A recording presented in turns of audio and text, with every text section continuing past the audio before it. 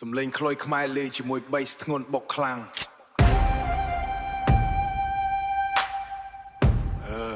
មកដល់ហើយខ្ញីចាស់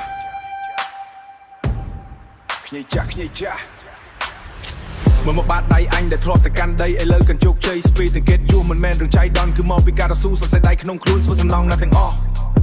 ស្វឹកជាសំណង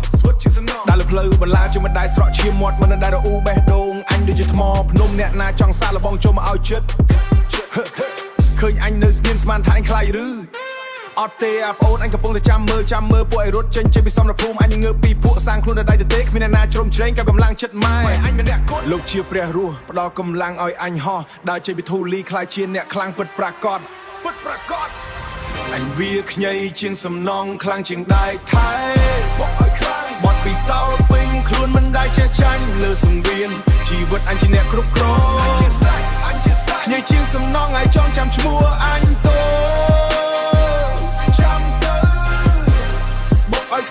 ដីនេះជាសម័យរបស់អញសម្លៀកបំពាក់កីឡាតែតម្លៃរាប់ពាន់ពីក្មេងវត្តខ្លាចចាស់ក្រុមហ៊ុនម្នាក់មើងងាយការអញនៅកសត់ឥឡូវឃើញអញដើរក៏មកធ្វើជាប់អានអញមិនត្រូវការមិត្តដែលមកក្បែរពេលមានផាអញត្រូវការតែអ្នកដែលធ្លាប់ហត់ជាមួយគ្នាដកដង្ហើមចេញជាការដឹងគុណព្រះដែលឲ្យជាជាងថ្មដែលគេសាងសង់រាល់ដងដែលដួលអញចំដូចងើបឡើងវិញកាន់តែចាស់កាន់តែហឹកកាន់តែមានតម្លៃនេះជាមេរៀនសម្រាប់ពួកឯងដែលចង់ដើរតាមចង់ឈ្នះអញឬចង់ឈ្នះអញឬទៅរៀនធ្វើជាមនុស្សឲ្យច្បាស់សិនអញវាខ្ញីជាងសំណងខ្លាំងជាងដែកថៃ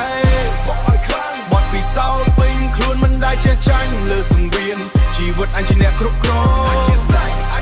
ខ្ញីជាងសំណងឲ្យចងចាំឈ្មោះអញតូចាំទៅបុកឲ្យខ្ទោដីនេះជាសម័យរបស់អញចង្វាក់ភ្លេងបុកស្លុតក្លុយខ្មែរផ្លុំបែបកាច់សាហាវបុកទៅ